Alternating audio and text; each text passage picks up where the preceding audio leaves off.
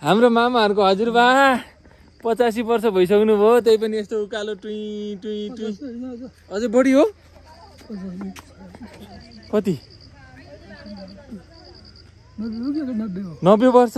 91 वर्ष भइसक्दा पनि यत्रो उकालो आफैले? 87ले त भयो त, 90 कटो त नि। अनि यत्रो उकालो टुङ्टिम हिँड्नुहुन्छ त बुवा?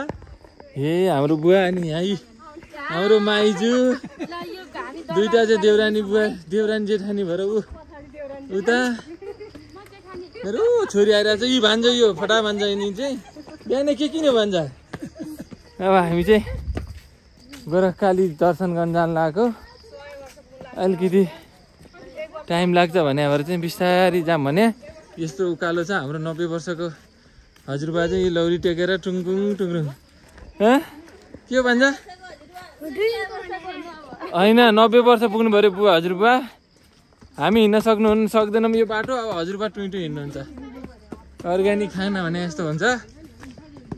एकदम हाइटमा छ यो गोरखकाली चाहिँ। आज हाम्रो फुल फ्यामिली चाहिँ यसरी घुम्न आएको। छोरी सबसे राम्री त तिमी देखाएको छ नि आज मेरो छोरी। आई